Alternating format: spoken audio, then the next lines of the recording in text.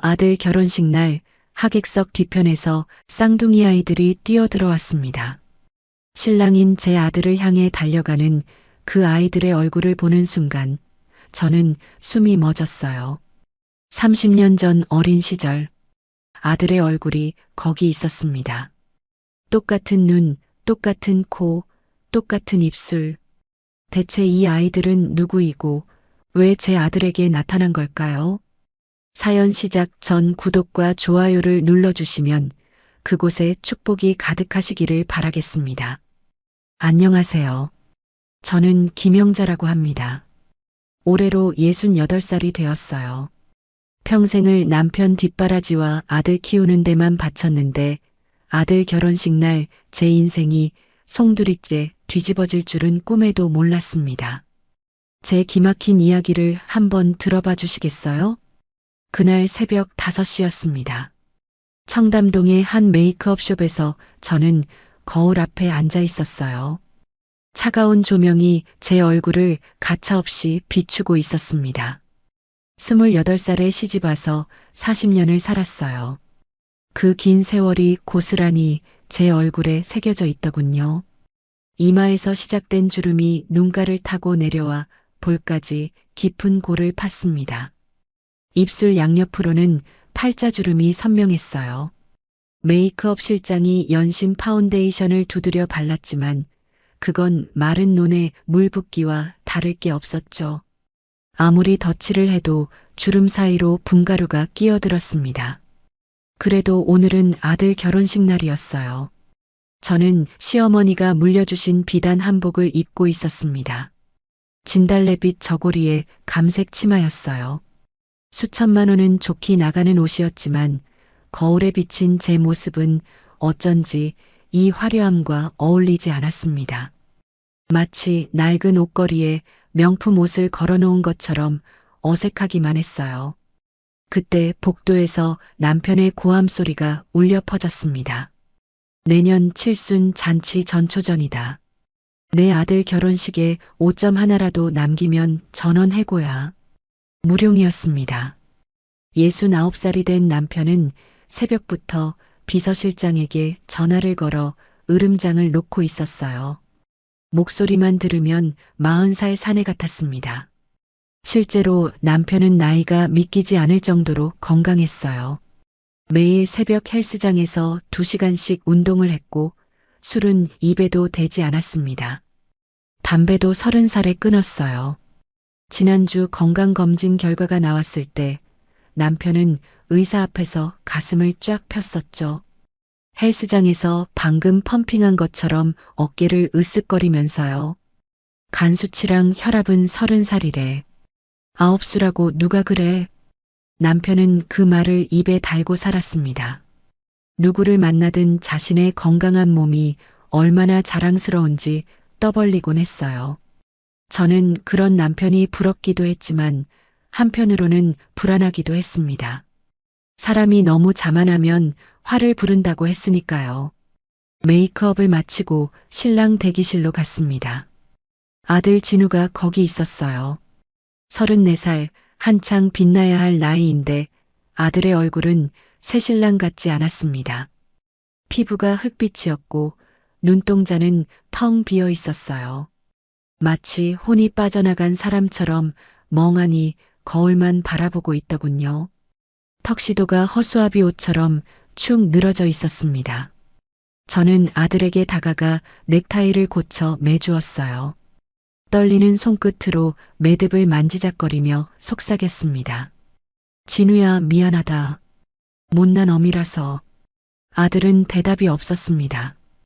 그저 눈을 감고 고개만 살짝 끄덕였어요. 저는 그 침묵이 무엇을 의미하는지 알고 있었습니다. 이 결혼이 아들의 의지가 아니라는 것을요. 아들의 어깨가 미세하게 떨리고 있었습니다. 저는 그 떨림을 못 본 척했어요. 볼 용기가 없었거든요. 그때 문이 열리며 예비 며느리가 들어왔습니다. 박세라 30살이었어요.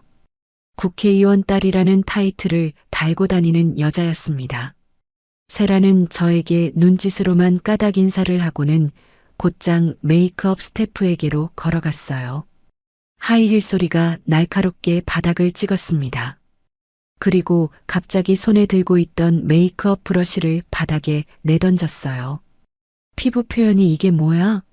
모공이 다 보이잖아. 이 돈 받고 이따위로 할 거면 때려치워.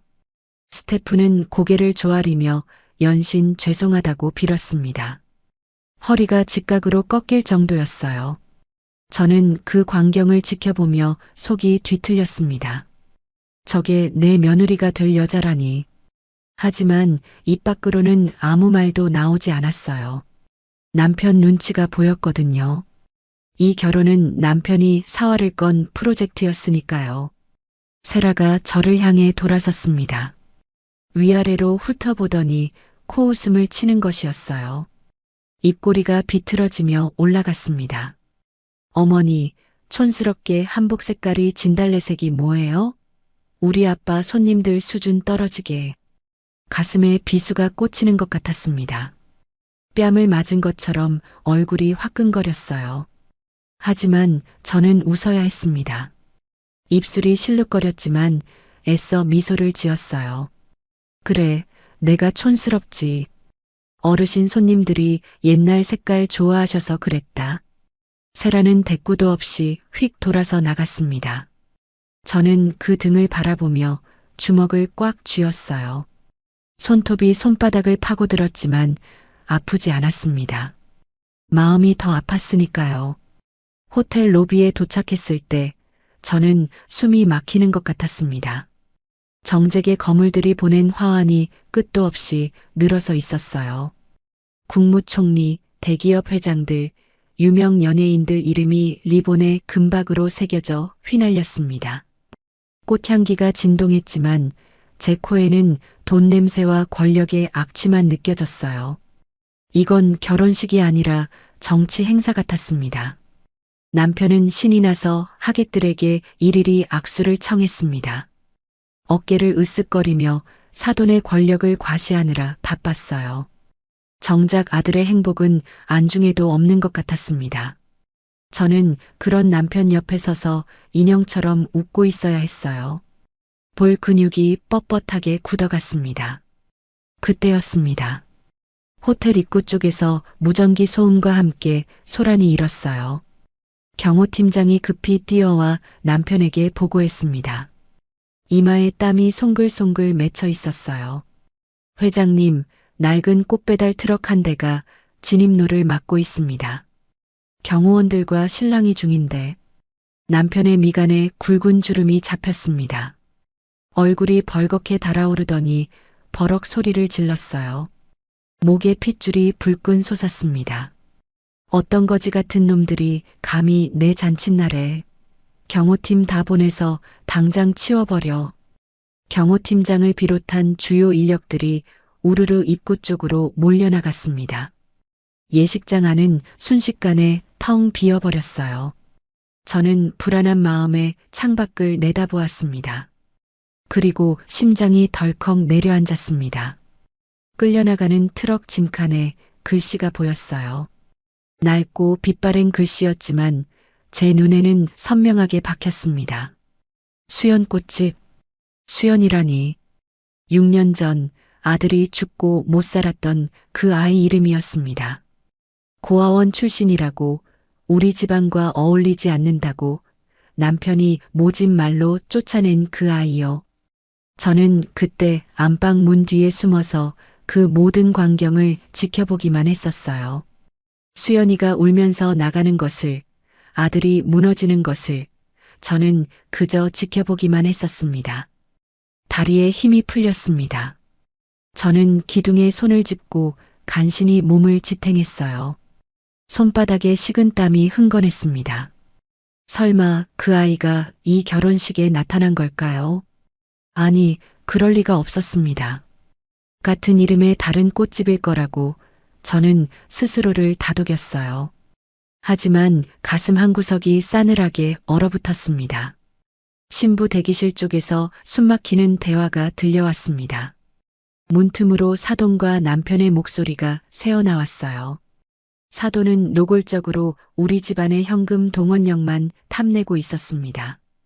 우리 세라 시집 보내는 거 결혼 축의금만으로도 이익이야. 최 회장 인맥이면 정치자금 걱정 끝이지.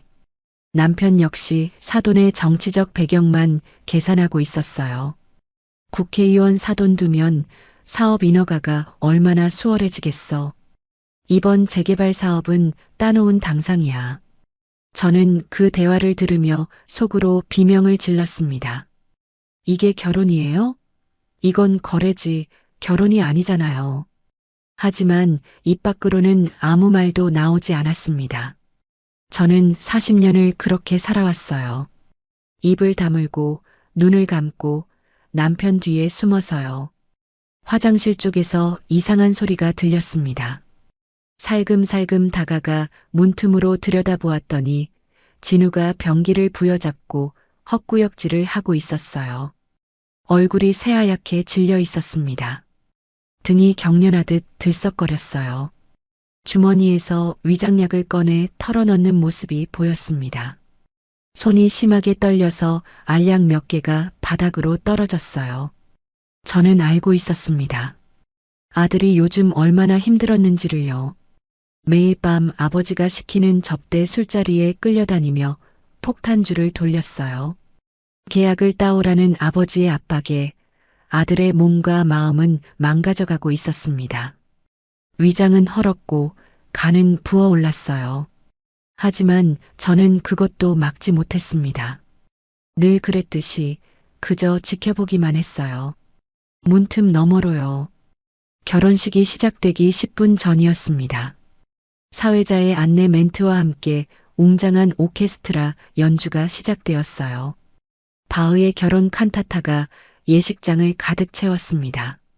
하객들이 자리에 앉기 시작했고 카메라 플래시가 여기저기서 터지기 시작했어요. 저는 혼주석에 앉았습니다. 손이 떨렸어요. 다리도 떨렸습니다. 핸드백을 꽉 움켜쥐었지만 떨림은 멈추지 않았어요. 제발 이 쇼윈도 같은 결혼식이 무사히 끝나기만을 빌었습니다. 아니, 솔직히 말하면 다른 기도를 올리고 있었어요. 차라리 천재지변이라도 일어나서 아들이 도망칠 수 있기를, 누군가 이 결혼식을 멈춰주기를, 어디선가 구원의 손길이 내밀어지기를. 저는 떨리는 손으로 핸드백을 꽉 움켜쥐며 모순된 기도를 올렸습니다. 어머니로서 아들의 행복을 빌어야 하는데 저는 이 결혼이 깨지기를 바라고 있었어요. 그리고 그 기도가 얼마나 끔찍한 방식으로 이루어질지 저는 아직 알지 못했습니다. 오케스트라의 연주가 점점 고조되었습니다. 조명이 서서히 어두워지더니 버질로드 위로 핀 조명이 비추기 시작했어요. 하객들의 시선이 일제히 입구 쪽으로 향했습니다. 저는 가슴에 손을 얹었어요. 심장이 미친 듯이 뛰고 있었습니다. 무언가 일어날 것 같은 예감이 들었습니다. 아까 그 트럭, 수연꽃집이라는 글씨가 자꾸 눈앞에 아른거렸어요. 하지만 저는 고개를 저었습니다. 아니야, 괜한 걱정이야. 그냥 우연의 일치일 거야. 저는 스스로를 다독이며 눈을 감았습니다. 그리고 다시 한번 기도했어요. 제발 아무 일도 일어나지 않기를. 하지만 세상은 제 기도대로 움직여주지 않았습니다. 양가 어머니 화촉점화 시간이 되었습니다. 저는 떨리는 다리를 억지로 움직여 단상 앞으로 걸어갔어요. 하이힐 굽이 카펫에 걸려 휘청거릴 뻔했습니다. 사돈 어른이 제 옆에 섰어요. 그 여자는 저를 하녀보듯 싸늘한 눈빛으로 위아래를 훑어보았습니다. 입꼬리가 미세하게 비틀어져 있었어요. 진달래색 한복이 그렇게 마음에 안 들었나 봅니다. 저는 그 경멸 어린 시선을 견디며 촛불에 손을 뻗었어요. 손가락이 덜덜 떨려서 성냥불이 춤을 췄습니다. 3번이나 불이 꺼졌어요. 하객들 사이에서 웅성거리는 소리가 들렸습니다. 겨우 초에 불을 붙이고 제자리로 돌아왔을 때 등줄기가 땀으로 흥건했어요. 속치마가 살갗에 달라붙었습니다. 웅장한 팡파르가 울려 퍼졌습니다. 신랑 입장이었어요. 예식장 뒤편 문이 열리고 아들 진우가 모습을 드러냈습니다. 턱시도에 하얀 장미 부토니에를 달고 있었어요. 하객들이 일제히 고개를 돌렸습니다. 카메라 플래시가 쉴 새 없이 터졌어요. 하지만 제 눈에 들어온 것은 화려한 조명도 환호하는 하객들도 아니었습니다. 아들의 걸음걸이였어요. 마치 도살장에 끌려가는 소처럼, 로봇처럼 뻣뻣하게 한 발 한 발 내딛고 있었습니다. 눈동자에는 생기라고는 찾아볼 수 없었어요. 입술이 바짝 말라 갈라져 있었습니다. 하객들의 환호 소리가 제 귀에는 비명처럼 들렸습니다. 저는 두 손을 깍지 끼고 무릎 위에 올렸어요. 손톱이 손등을 파고들었습니다. 피가 날 것 같았지만 아프지 않았어요. 제발 무사히 끝나기만을. 제발. 신부 입장 음악이 바뀌었습니다. 맨델스존의 결혼 행진곡이 예식장을 가득 채웠어요. 조명이 입구 쪽으로 집중되었습니다. 스포트라이트가 환하게 빛났어요. 세라가 아버지 팔짱을 끼고 모습을 드러냈습니다. 수천만 원짜리 드레스가 조명 아래서 다이아몬드처럼 반짝거렸어요. 베일이 길게 늘어져 바닥에 끌렸습니다. 세라는 도도하게 턱을 치켜들고 버질로드 위를 걸어왔어요. 마치 자신이 이 세상의 주인인 것처럼요. 하객들이 탄성을 질렀습니다. 바로 그 순간이었습니다. 예식장 뒤편 문이 쾅 하고 열렸어요. 엄청난 소리에 하객들이 일제히 고개를 돌렸습니다. 경호원들이 다 빠져나간 틈을 타서 누군가 들어온 것이었어요. 저는 반사적으로 자리에서 몸을 일으켰습니다. 작은 그림자 두 개가 버질로드 위로 뛰어들었습니다. 아빠, 아빠. 앳된 아이들의 외침이 웅장한 음악을 뚫고 울려 퍼졌습니다. 오케스트라 연주가 삐걱거리며 멈췄어요. 하객들이 일제히 술렁거렸습니다. 5살쯤 되어 보이는 쌍둥이 사내 아이 둘이었어요. 캡 모자를 푹 눌러 쓰고 있었습니다. 낡은 운동복 차림이었어요.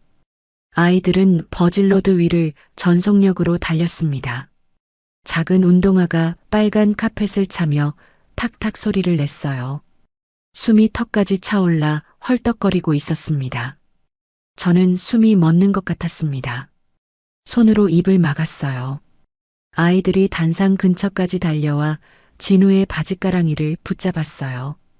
두 손으로 꽉 매달렸습니다. 작은 손가락이 하얗게 질릴 정도로 힘을 주고 있었어요. 진우는 얼어붙은 채 아이들을 내려다보았습니다. 얼굴이 백지장처럼 하얘졌어요. 입술이 파르르 떨렸습니다. 아빠, 우리 엄마 좀 도와줘요. 엄마가 밖에서 못 들어와요. 아저씨들이 엄마를 끌고 갔어요. 엄마가 많이 아파요. 아이들이 울먹이며 외쳤습니다. 코끝이 빨갛게 물들어 있었어요. 눈가에 눈물이 그렁그렁 맺혀 있었습니다. 그 순간 한 아이가 고개를 들었어요. 모자챙 아래로 얼굴이 드러났습니다.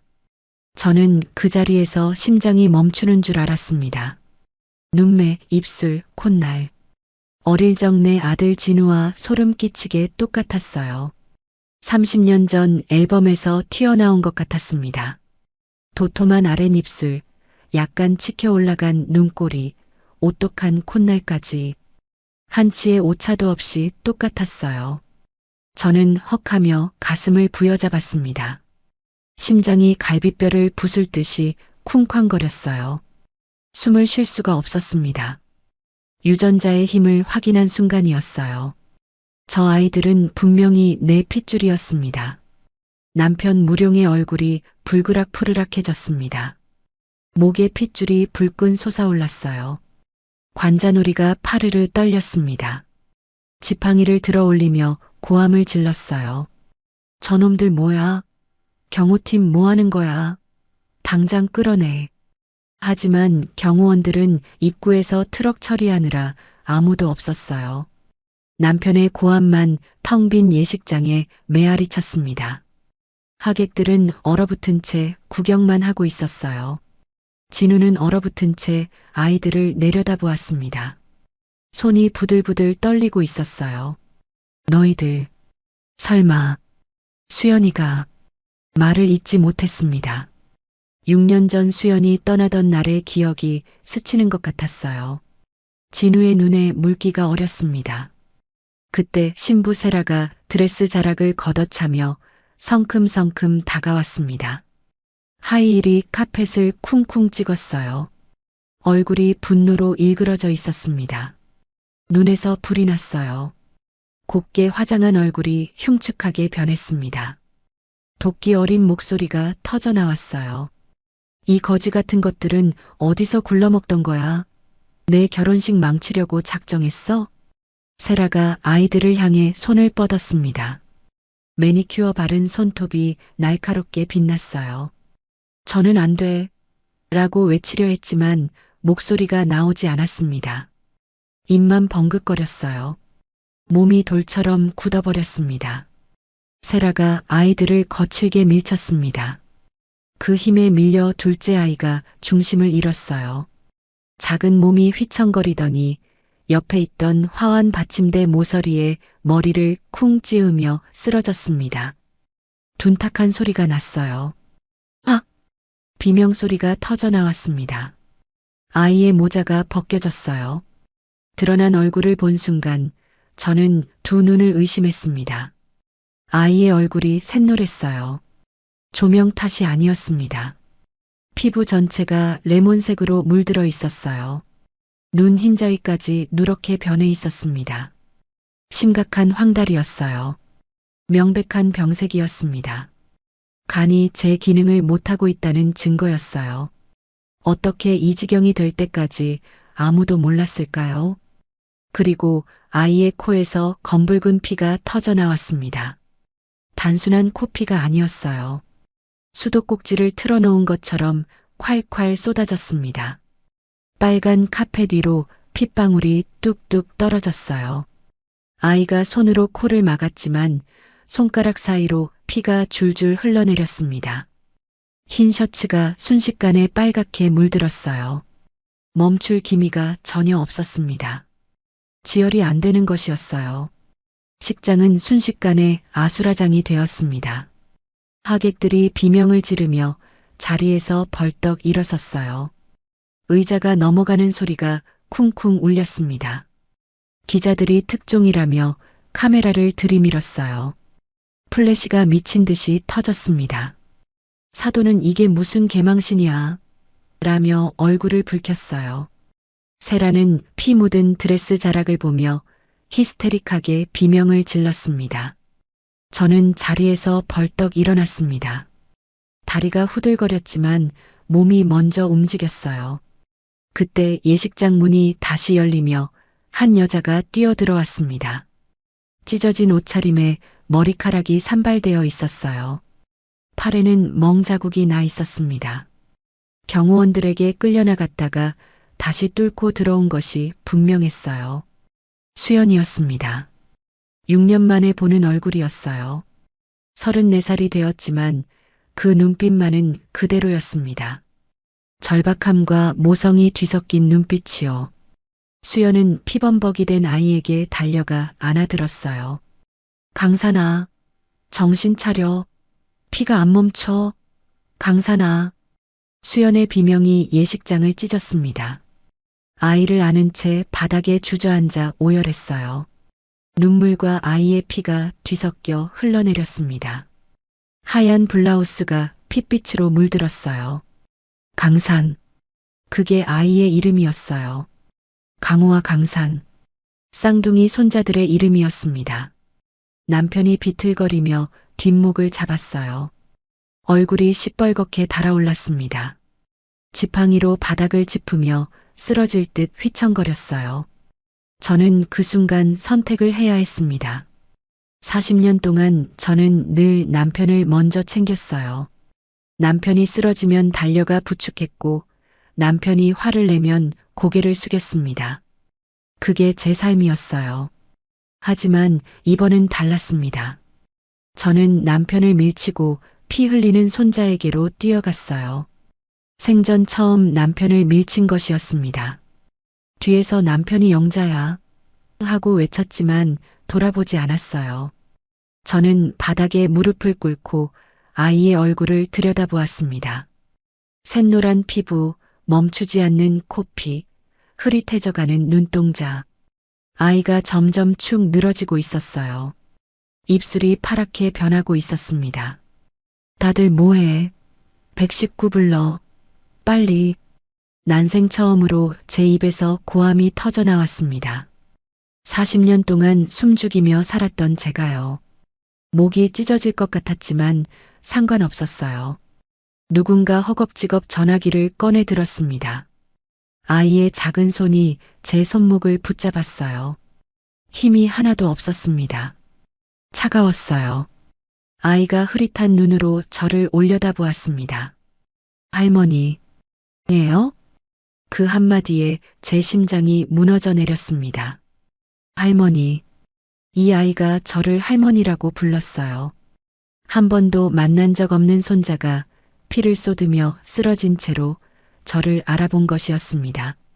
엄마가 사진을 보여줬을까요? 아니면 핏줄이 부르는 소리였을까요? 저는 아이의 손을 꽉 잡았어요. 눈물이 왈칵 쏟아졌습니다. 앞이 보이지 않았어요. 그래, 할머니야. 할머니가 왔어. 괜찮아, 괜찮을 거야. 제 목소리가 떨렸습니다. 괜찮다는 말이 거짓말인 것을 저도 알았어요. 아이의 상태가 심상치 않았습니다. 숨소리가 점점 거칠어지고 있었어요. 저 멀리서 구급차 사이렌 소리가 들려왔습니다. 제발, 제발 늦지 않기를. 구급차 안은 좁고 답답했습니다. 사이렌 소리가 귀를 찢을 듯이 울렸어요. 저는 강산이의 작은 손을 꼭 잡은 채 들건 옆에 쭈그리고 앉아 있었습니다. 아이의 맥박이 점점 희미해지고 있었어요. 심장 박동을 재는 기계에서 삐삐 소리가 불규칙하게 울렸습니다. 구급대원이 연신 아이의 상태를 체크하며 무전기로 뭔가를 외쳤어요. 의학 용어들이 쏟아졌지만 저는 하나도 알아들을 수가 없었습니다. 수연이 아이의 다른 손을 잡고 울고 있었어요. 피 묻은 손으로 아이의 뺨을 쓸어내리며 같은 말만 반복했습니다. 미안해, 엄마가 미안해. 강산아, 눈 떠. 제발 눈 떠. 진우는 구급차 구석에서 넋이 나간 채 앉아 있었어요. 아이의 차가운 손만 멍하니 내려다보고 있었습니다. 얼굴이 잿빛이었어요.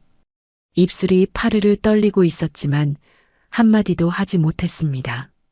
아버지가 된다는 것이 무엇인지 그 무게를 처음으로 느끼는 것 같았어요. 응급실에 도착했습니다. 들것이 내려지자마자 의료진들이 우르르 달려왔어요. 하얀 가운들이 아이를 둘러쌌습니다. 간부전 의심 환자입니다. 응급 혈액 준비해요. 의사가 외쳤습니다. 간호사들이 분주하게 움직였어요. 주사 바늘이 아이의 작은 팔뚝에 꽂혔습니다. 수액줄이 연결되고 산소 마스크가 씌워졌어요. 아이는 눈을 감은 채 꼼짝도 하지 않았습니다. 작은 가슴만 가늘게 오르내렸어요. 저는 응급실 복도에 주저앉았습니다. 다리에 힘이 하나도 없었어요. 화려한 혼주 한복이 구겨지고 피가 묻어 있었습니다. 아까까지 결혼식장에 있었다는 게 믿기지 않았어요. 불과 1시간 전의 일인데 마치 다른 세상의 일 같았습니다. 그때 응급실 문이 벌컥 열리며 남편이 들어왔습니다. 뒤에는 사돈 부부와 세라가 따라왔어요. 세라의 드레스에는 핏자국이 선명했습니다. 얼굴이 분노로 일그러져 있었어요. 사돈이 남편에게 다가왔습니다. 손가락으로 남편의 가슴을 콕콕 찔렀어요. 최 회장, 결혼은 없던 일로 하겠네. 위자료 청구 소송 준비할 테니 각오하시게. 이건 명백한 사기 결혼이야. 사돈의 목소리가 응급실 복도에 쩌렁쩌렁 울렸습니다. 환자들과 보호자들이 일제히 고개를 돌렸어요.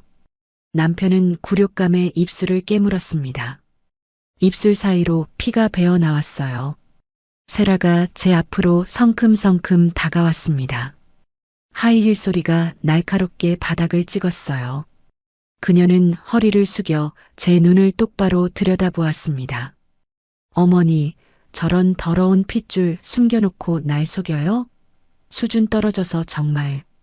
세라가 들고 있던 명품 핸드백으로 제 어깨를 툭 치고 갔습니다. 아팠어요.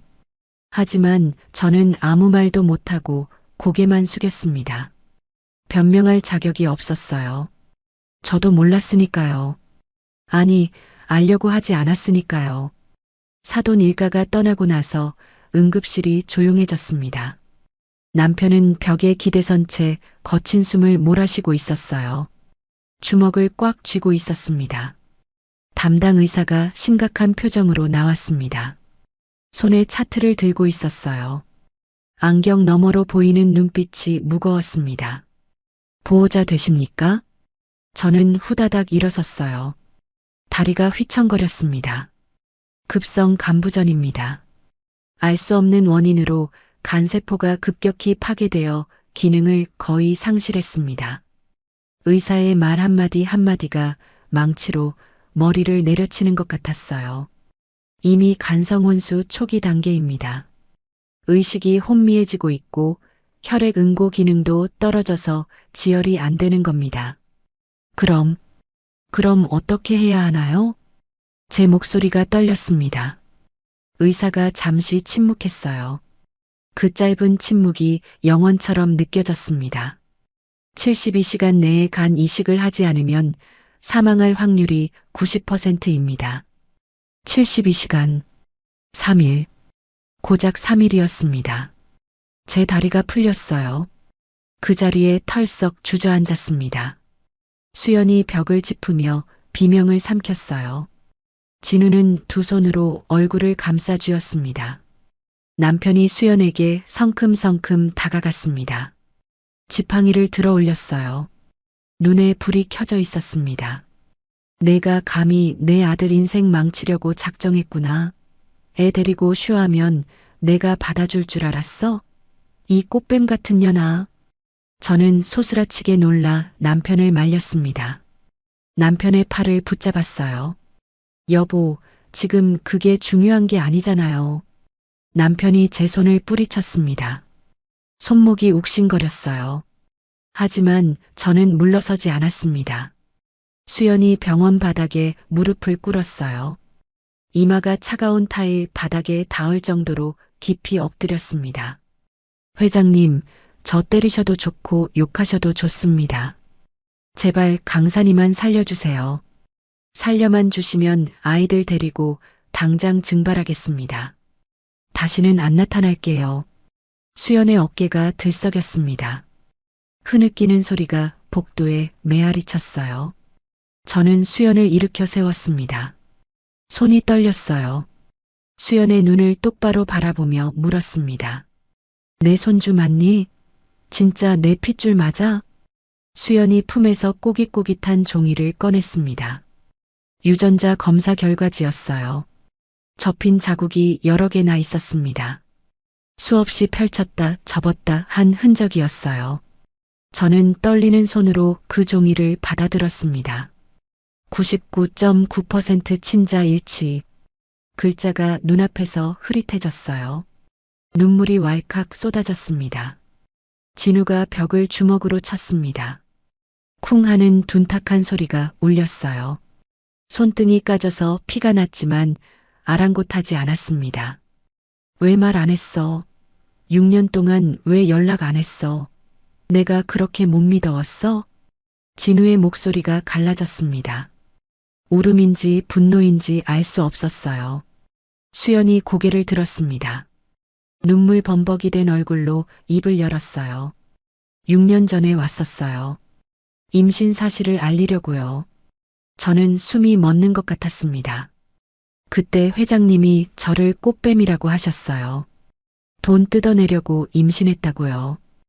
고아원 출신 주제에 어디를 넘보냐고 수연의 목소리가 떨렸습니다. 쥐도 새도 모르게 묻어버릴 수 있다고 하셨어요. 저는 무서웠어요. 저는 그 순간 6년 전의 기억이 스쳤습니다. 그날 저는 안방 문 뒤에 숨어 있었어요. 남편이 수연에게 고함을 지르는 소리를 다 들었습니다. 뛰쳐나가서 말려야 했어요. 하지만 저는 그러지 못했습니다.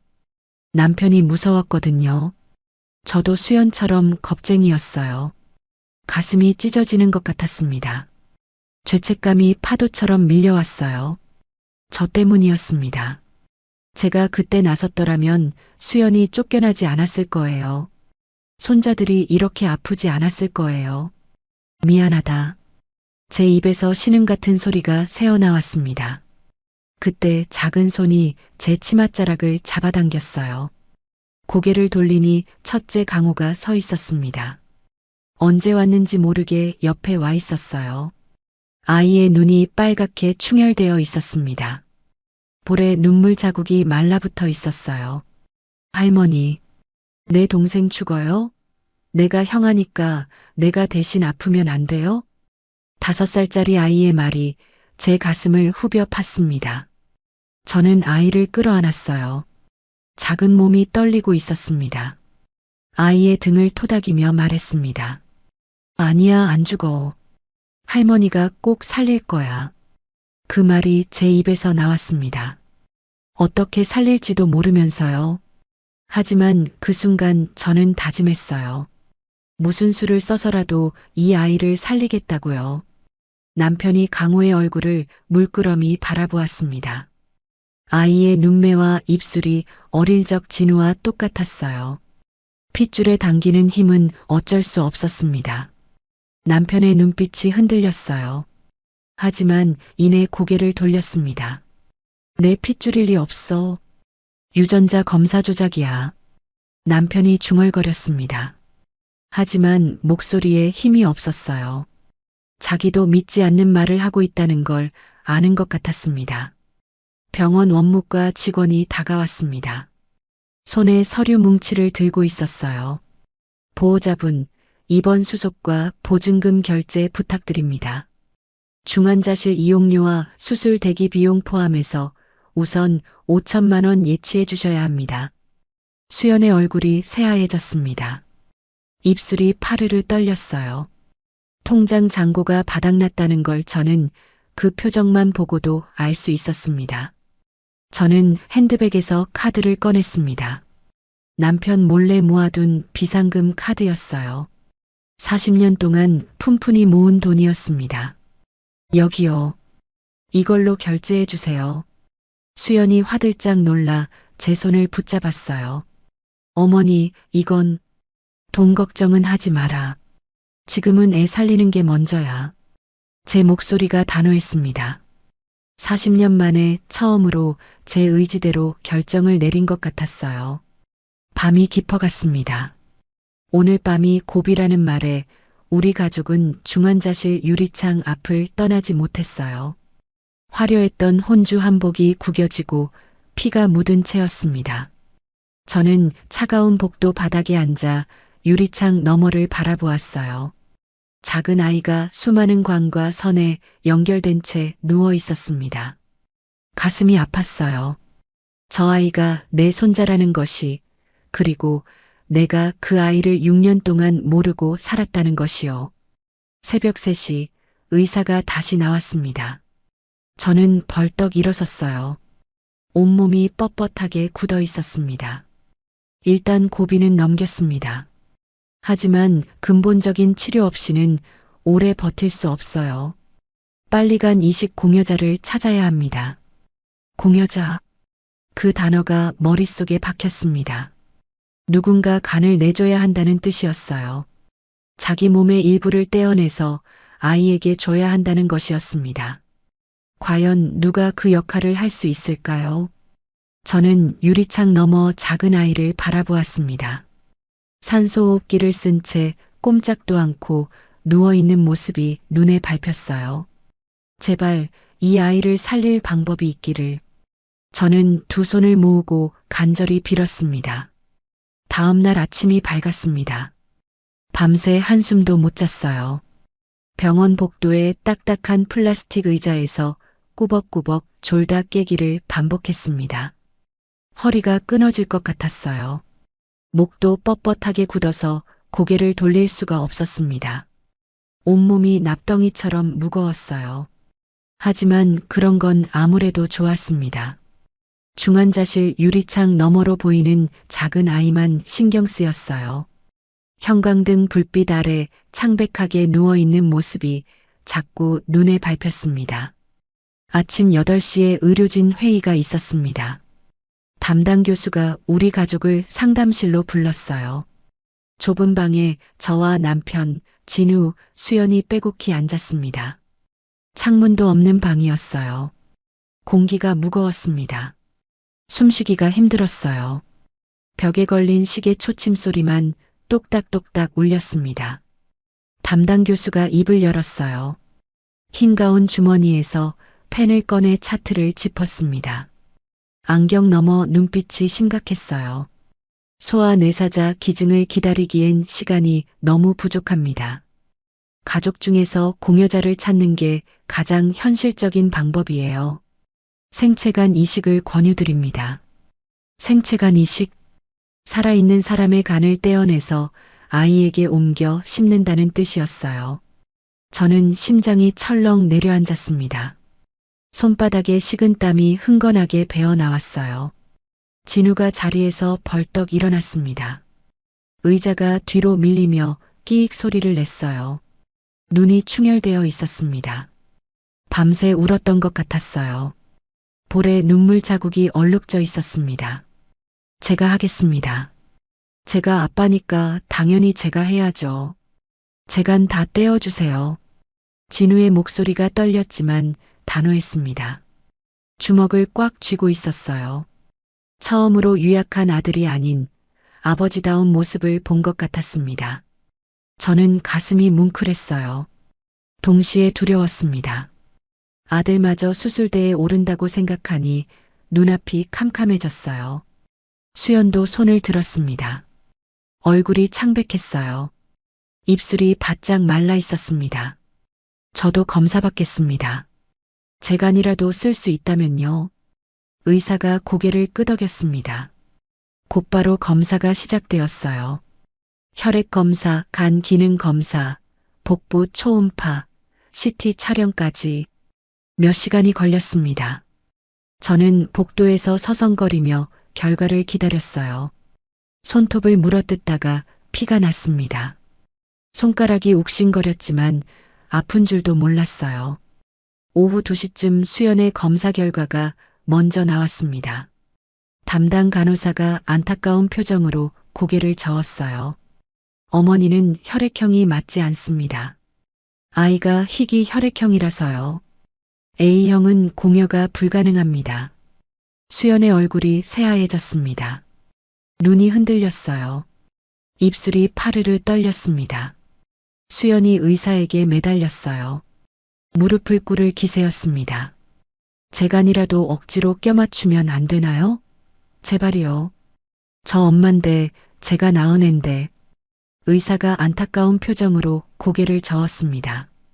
한숨을 내쉬었어요. 혈액형이 다르면 이식해도 거부 반응이 일어납니다. 면역 체계가 세간을 적으로 인식해서 공격해요. 오히려 아이가 더 위험해집니다. 의학적으로 불가능합니다. 수연이 그 자리에 주저앉아 울었습니다. 어깨가 들썩거렸어요. 소리 없이 흐느꼈습니다. 저는 수연의 등을 쓸어주었어요. 손이 떨렸습니다. 무슨 말을 해줘야 할지 몰랐어요. 그때 남편이 병원장실에 전화를 걸고 있었습니다. 복도 끝에서 고함을 지르는 소리가 들렸어요. 목청이 찢어질 것 같았습니다. 돈은 얼마든지 줄 테니까 국내 최고 명의를 당장 헬기로 데려와. 내가 누군지 알아? 건설업계에서 최무룡 모르는 사람 없어. 저는 한숨이 나왔습니다. 돈으로 맞는 장기를 살 수는 없었어요. 남편은 아직도 그걸 모르는 것 같았습니다. 평생 돈으로 못 해결할 일이 없었으니까요. 오후 4시 진우의 검사 결과가 나왔습니다. 담당 교수가 심각한 표정으로 상담실 문을 열었어요. 저는 심장이 쿵쾅거렸습니다. 손을 깍지 끼고 비볐어요. 아드님 검사 결과가 나왔는데요. 교수가 차트를 펼쳤습니다. 숫자들이 빼곡히 적혀 있었어요. 빨간색으로 동그라미 쳐진 수치들이 눈에 들어왔습니다. 중증 지방간입니다. 알코올성 간 손상도 심하고요. 간 수치가 정상인의 5배가 넘습니다. 저는 귀를 의심했습니다. 숨이 턱 막혔어요. 공여 부적합 판정입니다. 이 상태로 간을 떼어내면 본인도 위험하고 이식받는 아이도 세간이 제대로 기능을 못합니다. 지방이 낀 간은 재생력이 떨어져요. 최악의 경우 공여자와 수혜자 둘 다 사망할 수 있습니다. 진우의 얼굴이 흙빛으로 변했습니다. 입술이 바들바들 떨렸어요. 고개를 푹 숙였습니다. 어깨가 축 처졌어요. 남편이 상담실로 들어왔습니다. 결과를 전해 듣더니 얼굴이 시뻘겋게 달아올랐어요. 관자놀이에 핏줄이 불끈 솟았습니다. 그리고 진우의 뺨을 세게 때렸어요. 찰싹하는 소리가 좁은 방 안에 울렸습니다. 이 한심한 놈아, 술을 얼마나 처마셨으면 자식 살릴 간 하나 관리를 못해. 내가 애비 자격이 있어? 진우는 맞은 뺨을 감싸지도 않았습니다. 빨갛게 부어오른 볼을 그대로 둔 채 서 있었어요. 눈에 눈물이 그렁그렁 맺혀 있었습니다. 그러더니 갑자기 아버지에게 대들었어요. 목에 힘줄이 섰습니다. 아버지가 매일 밤 접대 나가라고 했잖아요.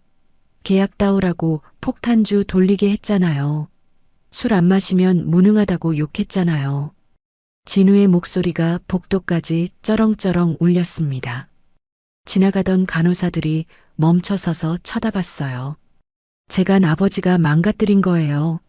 아버지가요. 저는 숨이 막혔습니다. 진우 말이 맞았어요. 남편이 아들을 술판으로 내몰았습니다. 40년 동안 저는 그걸 지켜보기만 했어요. 아들이 밤마다 술 냄새를 풍기며 들어와도 화장실에서 토하는 소리가 들려도 저는 모른 척 했습니다. 남편은 할 말을 잃은 듯 입을 다물었어요. 주먹을 부르르 떨었지만 더 이상 손을 올리지는 못했습니다. 처음으로 아들에게 반박을 당한 것 같았어요. 설상가상이었습니다. 정밀 검사 결과 아이의 혈액형이 다시 한번 확인되었어요.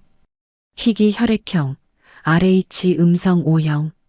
전 국민의 0.1%도 안 되는 혈액형이었습니다. 적합한 타인 공여자를 찾기가 하늘의 별 따기라고 했어요. 저는 혹시나 하는 마음에 검사를 받았습니다. 재간이라도 쓸 수 있다면 기꺼이 내놓을 생각이었어요. 68살 늙은 몸이지만 손자를 위해서라면 뭐든 할 수 있었습니다. 하지만 결과는 참담했어요. 어머니는 고혈압, 당뇨, 고지혈증이 있으셔서 수술 자체가 위험합니다. 전신마취 중 심장마비가 올 수도 있어요. 공여 부적합입니다. 저는 제 몸이 원망스러웠습니다. 늙고 병든 몸이 이렇게 쓸모없을 줄이야. 가슴을 쳤어요. 왜 진작 건강을 챙기지 않았을까요? 왜 당뇨약을 거르고 짜게 먹었을까요? 눈물이 볼을 타고 흘러내렸습니다. 아이의 상태가 급격히 악화되었습니다. 간성 혼수가 깊어져 경련을 일으키기 시작했어요. 작은 몸이 침대 위에서 덜덜 떨렸습니다. 중환자실의 요란한 알람 소리가 복도까지 울렸어요. 삐삐삐 하는 경고음이 쉬지 않고 울렸습니다. 의료진이 분주하게 뛰어다녔어요. 저는 유리창에 손을 짚고 울었습니다. 아무것도 할 수 없었어요. 그때 병원 로비에서 소란이 일었습니다. 세라가 변호사를 대동하고 나타난 것이었어요. 하이힐 소리가 날카롭게 울렸습니다. 검은 정장을 입은 변호사가 서류 가방을 들고 따라왔어요. 세라는 우리 앞으로 성큼성큼 다가왔습니다. 파혼 위자료 50억 내놓으세요. 안 그러면 언론에 혼외자 스캔들 찌라시 쫙 뿌릴 거예요. 세라의 목소리가 차가웠습니다. 눈빛에 도끼가 서려 있었어요. 입꼬리가 비틀어져 있었습니다. 남편이 이를 악물었습니다. 턱에 힘이 들어갔어요. 돈 줄 테니까 당장 꺼져. 세라가 비웃었어요. 협박 아니에요. 이미 기자들한테 제보했거든요. 병원 로비에 연예부 기자들 진치고 있어요. 창밖을 보니 정말 기자들이 우르르 몰려와 있었습니다. 카메라를 들고 병원 입구를 지키고 있었어요. 저는 한숨이 나왔습니다. 그때 작은 손이 제 치맛자락을 잡아당겼습니다. 강호였어요. 아이가 언제 체열실 앞까지 왔는지 모르겠습니다. 간호사에게 팔을 내밀고 있었어요. 내간 가져가면 안 돼요? 나 밥 많이 먹어서 튼튼한데. 동생 살려주세요. 5살짜리 아이의 말이 제 가슴을 갈기갈기 찢었습니다. 저는 아이를 끌어안고 울었어요. 가족 모두가 절망에 빠져 있을 때 담당 교수가 조심스럽게 다가왔습니다. 손에 차트를 들고 뭔가 골똘히 생각하는 표정이었어요. 펜으로 차트를 톡톡 치며 물었습니다. 혹시 최무룡 회장님 혈액형이 정확히 어떻게 되시죠? 남편이 멈칫했습니다. 저도 고개를 들었어요. 왜 갑자기 남편 혈액형을 묻는 걸까요? 나 RH 음성 O형인데 왜 그걸 물어? 교수의 눈이 반짝였습니다. 차트를 다시 한번 확인하더니 고개를 끄덕였어요. 회장님, 손자분이랑 혈액형이 완전히 같으시네요. RH 음성 O형이요. 순간 공기가 멈춘 것 같았습니다. 심장이 쿵 하고 내려앉았어요. 모든 시선이 남편에게 쏠렸습니다. 수연이 숨을 들이켰어요. 진우가 고개를 번쩍 들었습니다. 남편의 얼굴이 굳어졌습니다. 입술이 파르르 떨렸어요. 저는 남편의 눈 속에서 무언가가 흔들리는 것을 보았습니다. 두려움인지 당혹감인지 알 수 없었어요. 남편은 평소에 자신이 특별한 피를 가졌다고 자랑하곤 했습니다. 희귀 혈액형이라 헌혈도 못한다고, 그래서 더 귀한 몸이라고요. 그 희귀한 혈액형이 이제 손자를 살릴 유일한 열쇠가 된 것이었어요. 아이러니했습니다. 교수가 조심스럽게 말을 이었습니다. 회장님께서 공여 검사를 받아보시면 어떨까요? 혈액형이 일치하니 가능성이 있습니다. 남편은 아무 말도 하지 않았습니다. 그저 굳은 표정으로 서 있기만 했어요. 저는 남편의 손이 미세하게 떨리고 있는 것을 보았습니다. 담당 교수가 남편에게 검사를 강력히 권유했습니다. 남편은 잠시 망설이더니 고개를 끄덕였어요. 검사를 받겠다고 했습니다. 하지만 저는 남편의 지팡이를 쥔 손이 미세하게 떨리는 것을 눈치챘어요.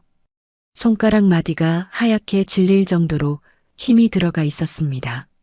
뭔가 이상했어요. 긴급 검사가 진행되었습니다. 혈액 검사, 간 기능 검사, 복부 CT 촬영까지 몇 시간이 걸렸어요. 저는 검사실 앞 복도에서 서성거렸습니다. 앉았다 일어섰다를 반복했어요. 손을 비비고 또 비볐습니다. 제발 남편 간이 괜찮기를. 제발 이 노인네 몸이 손자를 살릴 수 있기를. 마음속으로 수없이 빌었어요. 오후 5시 결과가 나왔습니다. 담당 교수가 상담실로 우리를 불렀어요. 교수의 표정이 밝았습니다. 저는 심장이 쿵쾅거렸어요. 기적입니다. 69살이신데 간 상태가 30대 수준이에요. 지방간도 없고 간 수치도 완벽합니다. 교수가 CT 사진을 보여주었어요. 남편의 간이 화면에 떴습니다. 깨끗하고 건강한 모양이었어요. 혈액형도 완벽하게 일치하고 간 크기도 적합합니다. 공여가 가능합니다. 저는 두 손을 모으고 눈을 감았어요. 감사했습니다. 남편이 평생 술을 입에 대지 않고 운동만 한 보람이 있었어요. 그 건강한 간이 손자를 살릴 수 있게 된 것이었습니다. 하지만 남편은 선뜻 수술하겠다는 말을 하지 않았어요.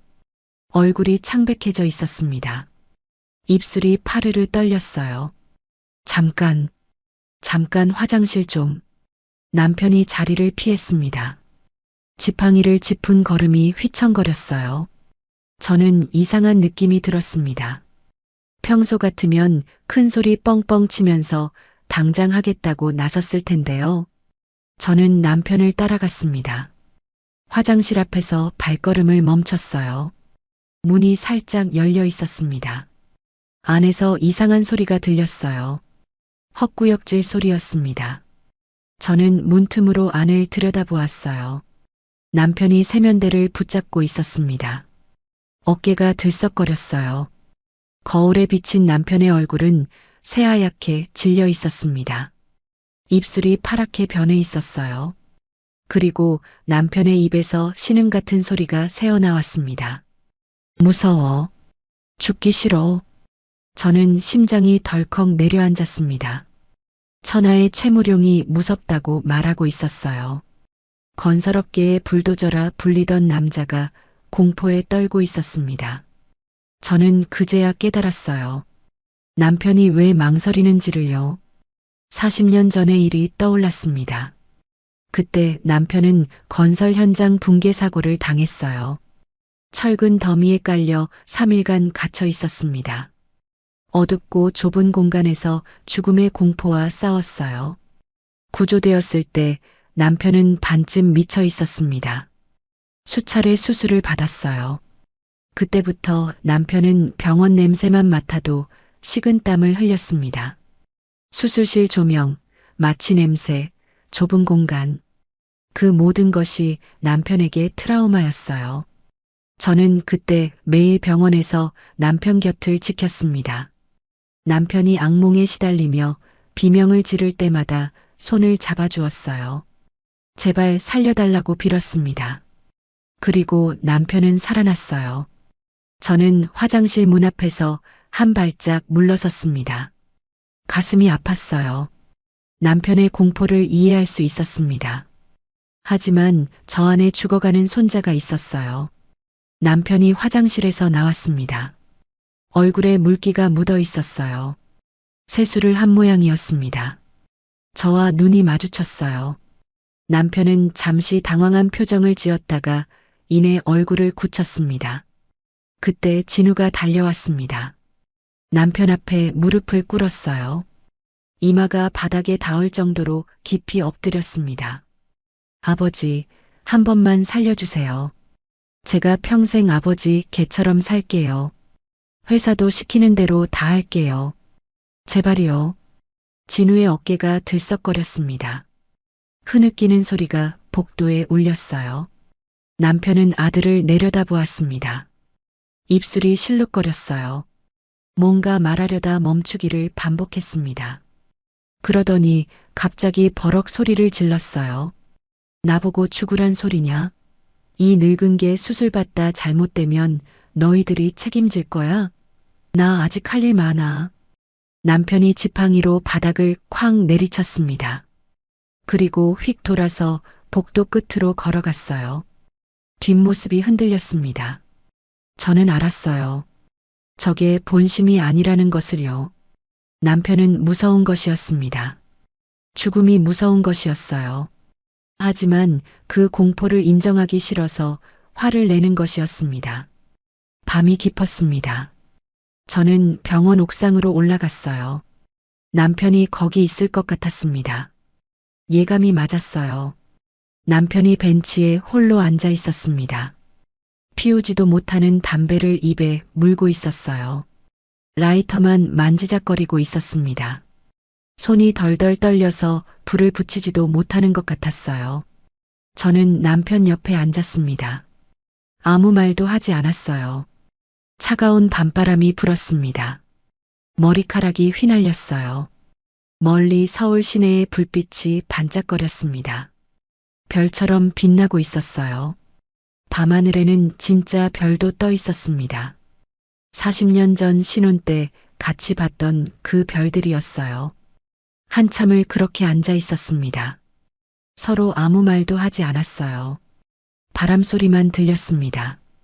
남편의 어깨가 미세하게 떨리고 있었어요. 추위 때문인지 공포 때문인지 알 수 없었습니다. 남편이 먼저 입을 열었습니다.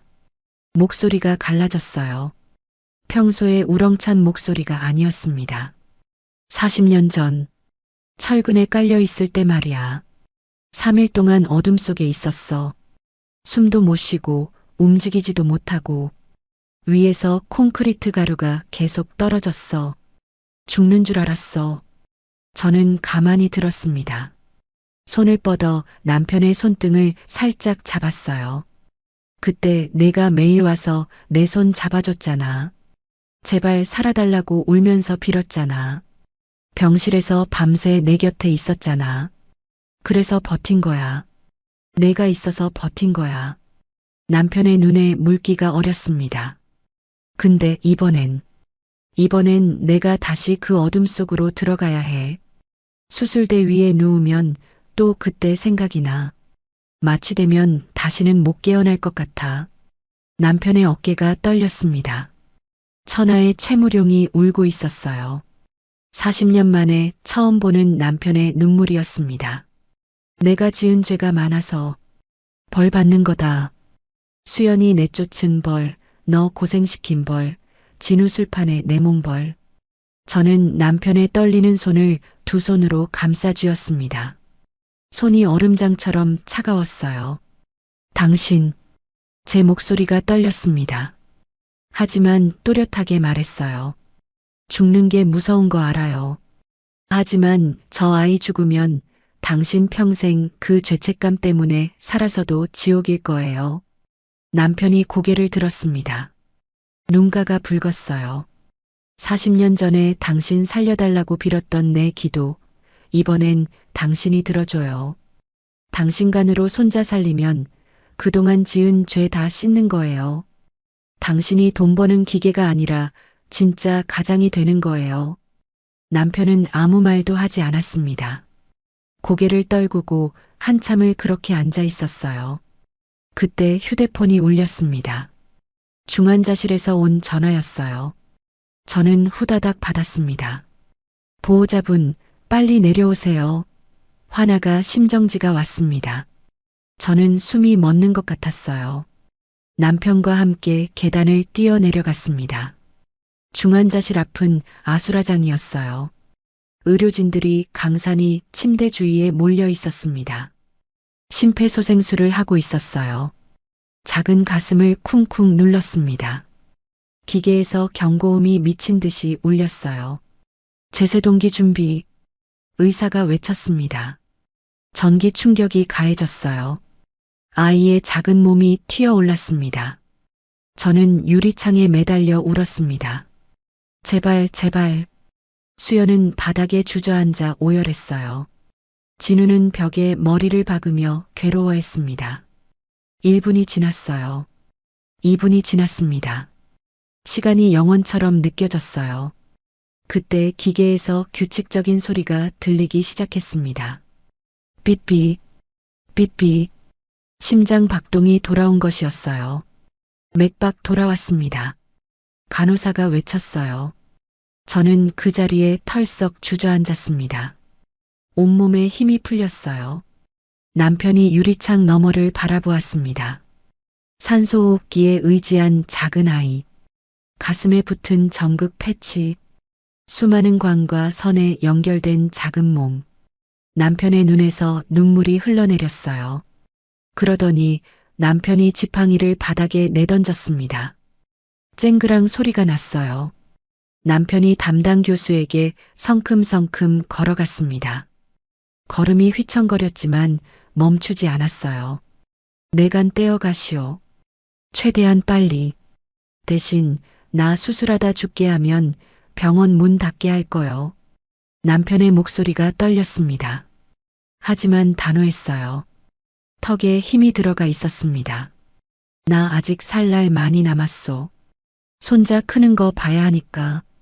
저놈이 학교 가는 것도 봐야 하고, 운동회도 가야 하고, 남편의 눈에서 눈물이 또르르 흘러내렸습니다. 하지만 닦지 않았어요. 교수가 고개를 끄덕였습니다. 수술 동의서가 준비되었어요. 간호사가 서류를 가져왔습니다. 남편이 펜을 들었어요. 손이 떨려서 글씨가 삐뚤빼뚤했습니다. 획이 흔들렸어요. 하지만 끝까지 사인을 마쳤습니다. 펜을 놓을 때 한숨이 새어나왔어요. 저는 남편의 어깨를 감싸 안았습니다. 눈물이 멈추지 않았어요. 뺨을 타고 흘러내렸습니다. 고마워요, 여보. 정말 고마워요. 남편은 대답 대신 제 손을 꽉 쥐었습니다. 손에 힘이 들어가 있었어요. 뼈가 으스러질 것 같았습니다. 아직도 무섭다는 뜻이었어요. 하지만 결심은 변하지 않을 것 같았습니다. 이 사람이 평생 보여준 적 없는 용기를 내고 있었어요. 저는 그런 남편이 처음으로 자랑스러웠습니다. 수술 동의서에 사인을 했다고 해서 바로 수술이 진행되는 것은 아니었습니다. 69살 고령자의 생체간 이식이라 병원 윤리위원회의 승인이 필요했어요. 저는 그 말을 듣고 가슴이 철렁 내려앉았습니다. 또 다른 장애물이 나타난 것이었어요. 다음 날 오전 윤리위원회 심사가 열렸습니다. 남편은 회의실로 불려 들어갔어요. 저는 복도에서 기다렸습니다. 손을 비비고 또 비볐어요. 30분이 지나도 남편이 나오지 않았습니다. 1시간이 지났어요. 저는 안절부절 못하며 복도를 서성거렸습니다. 문이 열리고 남편이 나왔습니다. 얼굴이 시뻘겋게 달아올라 있었어요. 화가 난 표정이었습니다. 뒤이어 사회복지사가 나왔어요. 곤란한 표정을 짓고 있었습니다. 무슨 일이에요? 제가 물었습니다. 저 사람들이 날 치매 노인 취급해. 남편이 버럭 소리를 질렀어요. 지팡이로 바닥을 쾅 내리쳤습니다. 사회복지사가 조심스럽게 설명했어요. 고령자 생체 이식은 자발적 기증인지 가족의 강요에 의한 것인지 엄격히 심사해야 합니다. 노인 학대로 비칠 수 있거든요. 회장님께서 화를 내시는 바람에 심사가 중단되었습니다. 저는 한숨이 나왔습니다. 남편의 성질머리가 문제였어요. 내 손주 내가 살리겠다는데 국가가 왜 참견이야? 내가 강요당해서 이러는 줄 알아? 남편이 계속 고함을 질렀어요. 저는 남편의 팔을 붙잡았습니다. 여보, 진정해요. 저 사람들도 규정대로 하는 거예요. 화내면 승인 못 받아요. 남편은 입술을 깨물었습니다. 주먹을 부르르 떨었어요. 하지만 더 이상 소리는 지르지 않았습니다. 저는 사회복지사에게 다가갔어요. 허리를 깊이 숙여 인사했습니다. 죄송합니다. 남편이 성격이 급해서요. 부디 다시 한번 심사해 주세요. 우리 손자가 죽어가고 있어요. 사회복지사가 고개를 끄덕였습니다. 내일 다시 면담을 진행하겠습니다. 회장님께서 차분하게 응해주시면 승인이 날 겁니다. 저는 연신 고개를 숙였어요. 감사하다고 몇 번이나 말했습니다. 그때 병원 로비에서 소란이 일었습니다. 기자들이 우르르 몰려들고 있었어요. 카메라 플래시가 터지기 시작했습니다. 세라가 언론에 스캔들 기사를 터뜨린 것이었어요. 재벌가 혼외자 스캔들, 숨겨진 손자에게 간 이식? 기자들이 마이크를 들이밀며 질문을 쏟아냈습니다. 유산 상속 때문에 손자를 인정한 겁니까? 혼외자에게 간을 주는 게 사실입니까? 파혼당한 약혼녀에게 위자료는 얼마나 주셨습니까? 저는 기자들 앞에서 얼어붙었습니다. 무슨 말을 해야 할지 몰랐어요. 플래시 불빛이 눈을 찔렀습니다. 그때 진우가 앞으로 나섰습니다. 기자들 사이를 헤치고 마이크 앞에 섰어요. 어깨를 펴고 턱을 들었습니다. 처음 보는 당당한 모습이었어요. 제 아들입니다. 숨긴 게 아니라 제가 몰랐던 겁니다. 그리고 제 아버지가 손자를 살리기 위해 목숨 건 수술을 하십니다. 진우의 목소리가 또렷했습니다. 떨리지 않았어요. 환자의 안정을 위해 제발 방해하지 마십시오. 더 이상의 취재는 정중히 거절하겠습니다. 진우가 허리를 숙여 인사하고 돌아섰습니다. 기자들이 더 질문을 던졌지만 진우는 대답하지 않았어요. 묵묵히 걸어갔습니다. 저는 그런 아들이 대견했어요. 유약하기만 했던 아들이 이렇게 변할 줄 몰랐습니다. 다음 날 윤리위원회 재심사가 진행되었습니다. 남편은 이번에는 차분하게 응했어요. 자발적 의사임을 분명히 밝혔습니다. 내 손주입니다. 내 피가 흐르는 아이예요. 그 아이를 살리고 싶은 게 할아버지 마음입니다. 누가 강요한 게 아닙니다. 남편의 목소리가 진지했어요. 평소에 으스대는 말투가 아니었습니다. 위원들이 고개를 끄덕였어요. 결국 승인이 났습니다. 저는 안도의 한숨을 내쉬었어요. 남편이 병실에 입원했습니다. 수술 준비가 시작되었어요. 관장을 하고 금식을 했습니다.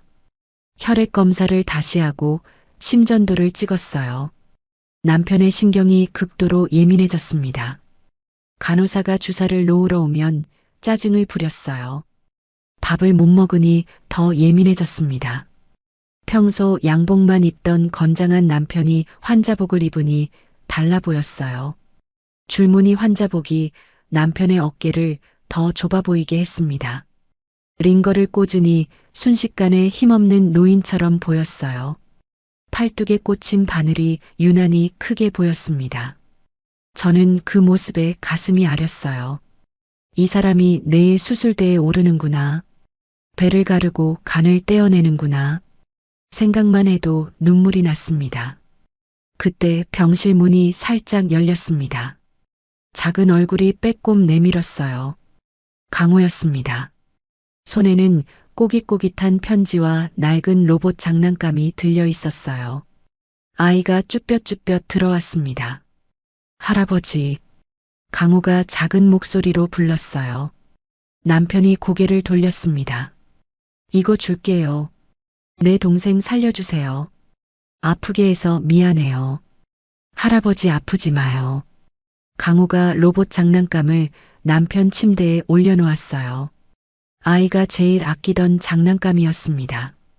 팔 하나가 떨어져 나간 낡은 로봇이었지만 강호에게는 보물이었어요. 남편의 눈이 흔들렸습니다.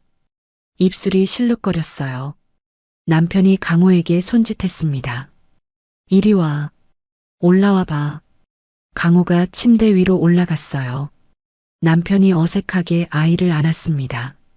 평생 아이를 안아본 적이 없는 사람처럼 뻣뻣했어요. 하지만 따뜻했습니다. 남편의 눈시울이 붉어졌어요. 할아버지 안 아파. 내 동생 내가 꼭 데려올게. 걱정 마. 남편의 목소리가 떨렸습니다. 저는 눈물이 왈칵 쏟아졌어요. 저녁 때 수연이 직접 끓인 미음을 가져왔습니다. 조심스럽게 남편에게 숟가락을 떠서 입에 가져다 주었어요. 아버님, 죄송해요. 면목이 없습니다. 수연의 손이 떨렸습니다. 남편은 아무 말 없이 미음을 받아 먹었어요.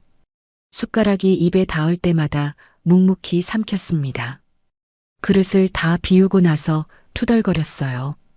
간이 싱겁다. 퇴원하면 제대로 된 밥상 차려와. 투덜대는 말투였지만 수연을 받아들인다는 뜻이었어요. 수연의 눈에서 눈물이 흘러내렸습니다. 밤이 깊었습니다. 남편은 잠을 이루지 못했어요. 천장만 멍하니 바라보고 있었습니다. 저는 침대 옆 보호자용간이 침대에 누워 있었어요. 영자야. 남편이 저를 불렀습니다. 목소리가 낮았어요. 응, 나 잘못되면 말이야. 저는 벌떡 일어나 앉았습니다. 재수 없는 소리 말아요. 들어. 나 잘못되면 회사 지분은 진우한테 다 넘기고 너는 시골 가서 텃밭이나 가꾸며 편하게 살아라. 남편의 목소리가 떨렸어요. 고생만 시켜서 미안하다. 40년 동안 내 뒤치다꺼리만 하느라 내 인생이 없었잖아. 저는 남편의 손을 꽉 잡았습니다. 눈물이 볼을 타고 흘러내렸어요. 재수 없는 소리 말라고요. 당신 안 죽어. 내가 안 놔줄 거야. 남편이 희미하게 웃었습니다. 처음 보는 부드러운 미소였어요. 그때 마취가 의사가 병실로 들어왔습니다. 수술 전 설명을 하러 온 것이었어요. 흰 가운을 입고 클립보드를 들고 있었습니다. 의사의 표정이 심각했어요. 회장님, 고령이시라 마취 위험이 있습니다. 폐 기능이 약해서 마취 후 폐렴 합병증이 올 수 있어요. 회복 기간도 젊은 사람보다 오래 걸립니다. 남편의 얼굴이 굳어졌습니다. 손이 이불을 움켜쥐었어요. 심한 경우 마취에서 깨어나지 못할 수도 있습니다. 수술 중 출혈이 많으면 심장에 무리가 갈 수 있고요. 그래도 수술 진행하시겠습니까? 남편의 입술이 파르르 떨렸어요. 저는 남편의 손을 더 꽉 쥐었습니다. 차가운 손이었어요. 하겠소. 남편이 대답했습니다. 목소리가 갈라졌지만 단호했어요. 의사가 동의서에 추가 서명을 받고 나갔습니다. 의사가 나가고 남편은 이불을 머리끝까지 뒤집어 썼습니다. 이불 속에서 거친 숨소리가 들렸어요. 무서워서 떨고 있는 것이었습니다. 저는 밤새 그 이불 위를 토닥여 주었어요. 아무 말도 하지 않았습니다. 그냥 곁에 있어 주었어요. 새벽 5시 수술실로 이동하는 시간이 되었습니다. 창밖은 아직 어두웠어요. 간호사들이 이동 침대를 가져왔습니다. 남편이 침대에 옮겨 누웠어요. 복도를 지나 엘리베이터를 탔습니다. 형광등 불빛이 차갑게 비쳤어요. 수술실 앞까지 제가 함께 갔습니다. 진우와 수연도 따라왔어요. 수술실 문 앞에서 멈춰야 했어요. 보호자는 더 이상 들어갈 수 없었습니다. 빨간 불이 켜진 수술실 문이 앞에 있었어요. 남편이 제 손을 잡았습니다. 뼈가 으스러질 정도로 꽉 쥐었어요. 손가락 마디가 하얗게 질렸습니다. 영자야. 남편의 눈에 눈물이 그렁그렁 맺혀 있었어요. 목소리가 떨렸습니다. 나 무섭다. 작은 속삭임이었습니다. 천하의 최무룡이 아내에게 무섭다고 말하고 있었어요. 40년을 같이 살면서 한 번도 들어본 적 없는 말이었습니다. 저는 남편의 손을 두 손으로 감싸 쥐었어요. 따뜻하게 녹여주고 싶었습니다. 괜찮아요. 내가 여기서 기다릴게요. 당신 나올 때까지 안 움직일 거예요. 40년 전에도 그랬잖아요. 이번에도 그럴 거예요. 남편이 고개를 끄덕였습니다. 눈물 한 방울이 볼을 타고 흘러내렸어요. 수술실 문이 열리고 남편이 안으로 들어갔습니다. 문이 스르륵 닫혔어요. 남편의 모습이 사라졌습니다. 저는 그 자리에 서서 닫힌 문을 바라보았습니다. 다리에 힘이 풀렸어요. 벽에 기대어 주저앉았습니다. 두 손을 모으고 기도했어요. 제발 두 사람 다 살려주세요. 남편도 손자도. 제발이요. 오전 7시 강산이가 먼저 수술실로 들어갔습니다. 작은 몸에 수많은 관이 연결되어 있었어요. 산소 마스크를 쓰고 수액줄이 팔에 꽂혀 있었습니다. 심전도 패치가 가슴에 붙어 있었어요. 간호사들이 이동 침대를 밀고 갔습니다. 저는 유리창 너머로 그 모습을 지켜보았어요. 작은 발이 이불 밖으로 삐져나와 있었습니다. 새끼손가락만 한 발가락들이었어요. 5살짜리 아이가 이렇게 큰 수술을 받는다니 가슴이 찢어지는 것 같았습니다. 수연이 유리창에 매달려 울었습니다. 손바닥으로 유리를 쳤어요. 손자국이 선명하게 남았습니다. 강산아, 엄마 여기 있어. 힘내, 알았지? 아이는 이미 마취가 시작되어 눈을 감고 있었습니다. 대답할 수 없었어요. 수연의 울음소리가 복도에 메아리 쳤습니다. 강호가 엄마 치마를 붙잡고 함께 울었어요. 이어서 남편이 들어갔습니다. 수술실 문이 열리기 직전 남편이 진우에게 엄지를 치켜 세워 보였어요. 괜찮다는 신호였습니다. 하지만 손이 떨리고 있었어요. 진우가 아버지 하고 외치며 울음을 터뜨렸습니다. 문이 닫혔어요. 수술 대기실 전광판에 붉은 불이 들어왔습니다. 수술 중 그 두 글자가 눈에 박혔어요. 길고 긴 기다림이 시작되었습니다. 저는 대기실 구석에 앉았어요. 플라스틱 의자가 딱딱했습니다. 하지만 그런 건 느껴지지 않았어요. 시계 초침 소리가 천둥처럼 크게 들렸습니다. 똑딱똑딱. 1초가 1분처럼, 1분이 1시간처럼 느껴졌어요. 저는 품속에서 염주를 꺼냈습니다. 평소에 믿지도 않던 부처님이었어요. 하지만 지금은 뭐라도 붙잡고 싶었습니다. 염주알을 하나하나 굴리며 빌었어요. 부처님, 하느님, 조상님, 아무나 좋으니 제발 두 사람 다 살려달라고요. 수술 4시간이 지났습니다. 점심시간이 훌쩍 넘었어요. 아무도 밥을 먹지 않았습니다. 먹을 수가 없었어요. 물 한 모금도 목에 넘어가지 않았습니다. 그때 수술실 문이 벌컥 열렸어요. 간호사가 다급하게 뛰어나왔습니다. 얼굴이 상기되어 있었어요. 보호자분, RH 음성 O형 혈액팩이 부족합니다. 출혈이 생각보다 많아요. 저는 심장이 덜컥 내려앉았습니다. 희귀 혈액형이라 병원에 재고가 많지 않았어요. 진우가 벌떡 일어났습니다. 소매를 걷어붙이며 외쳤어요. 제 피라도 뽑으세요. 저 O형이에요. RH는 양성이지만 긴급하면 쓸 수 있잖아요. 간호사가 고개를 저었습니다. RH가 다르면 위험합니다. 지금 혈액원에서 긴급 수배 중이에요.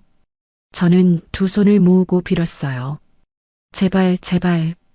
피가 제때 도착하기를. 15분이 지났습니다. 영원처럼 긴 시간이었어요. 드디어 혈액원에서 급송된 혈액팩이 도착했습니다. 간호사가 아이스박스를 들고 수술실로 뛰어들어갔어요. 저는 그제야 숨을 쉴 수 있었습니다. 가슴을 쓸어내렸어요. 수술 8시간이 지났습니다. 해가 뉘엿뉘엿 지고 있었어요. 창밖이 주황빛으로 물들었습니다. 노을이 병원 복도까지 비쳐 들어왔어요. 대기실에는 우리 가족만 남아 있었습니다. 다른 환자 보호자들은 다 돌아갔어요. 우리만 꼼짝 않고 앉아 있었습니다. 집도이가 잠시 나왔습니다.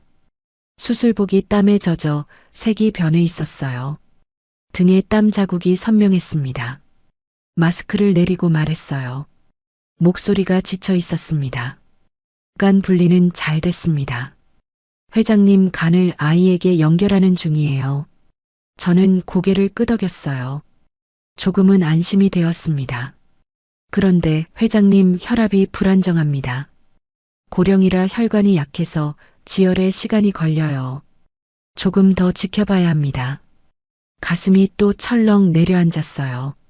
남편이 위험하다는 뜻이었습니다. 저는 입술을 깨물었어요. 내가 남편을 수술대로 내몬 건 아닐까? 죄책감이 밀려왔습니다. 의사가 다시 수술실로 들어갔어요. 대기실 분위기가 얼어붙었습니다. 아무도 말을 하지 않았어요. 침묵이 무거웠습니다. 진우가 제 옆에 앉았어요. 제 손을 잡았습니다. 손이 차가웠어요. 어머니, 괜찮으실 거예요. 아버지 강하시잖아요. 진우의 목소리가 떨렸습니다. 위로인지 자기 최면인지 알 수 없었어요. 수연이 다가와 제 다른 손을 잡았어요. 아무 말도 하지 않았습니다. 그냥 손을 잡아주었어요. 따뜻했습니다. 우리는 그렇게 손을 맞잡고 앉아 있었어요. 비로소 우리가 진짜 가족이 되어가고 있다는 것을 느꼈습니다. 수술 10시간이 지났습니다. 밤 9시가 넘었어요. 대기실 창밖은 깜깜했습니다. 형광등 불빛만 휑하게 비추고 있었어요. 갑자기 수술실 쪽에서 웅성거리는 소리가 들렸습니다. 의료진들이 급박하게 오가는 게 보였어요.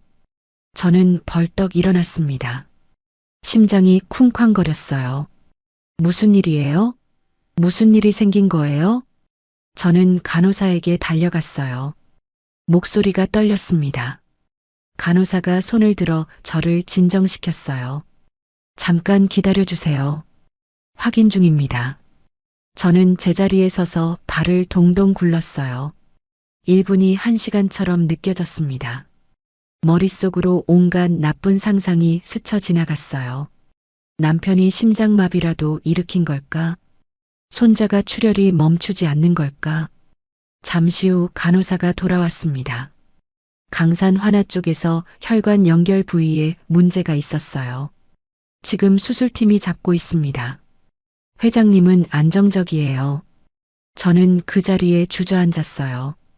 다리에 힘이 풀렸습니다. 식은땀이 등을 타고 흘러내렸어요.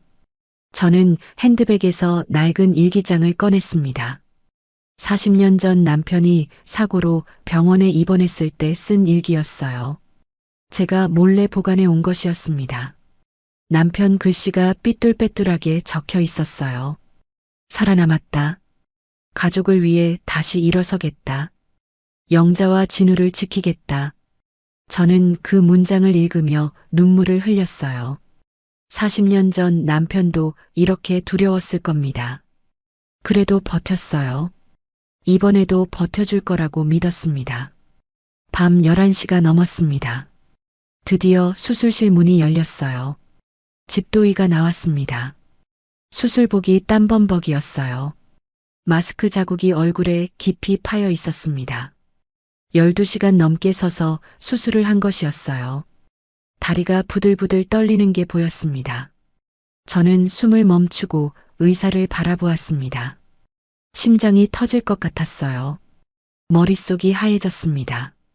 의사가 마스크를 내리고 말했습니다. 지친 표정이었지만 입꼬리가 살짝 올라가 있었어요. 눈가에 주름이 잡혔습니다. 수술은 성공입니다. 저는 귀를 의심했어요. 제대로 들은 건가 싶었습니다. 강산이는 세간에 반응이 좋습니다. 회장님도 중간에 위기가 있었지만 잘 버티셨어요. 두 분 다 중환자실로 옮기겠습니다. 다리에 힘이 풀렸습니다. 저는 그 자리에 털썩 주저앉았어요. 눈물이 왈칵 쏟아졌습니다. 앞이 보이지 않았어요.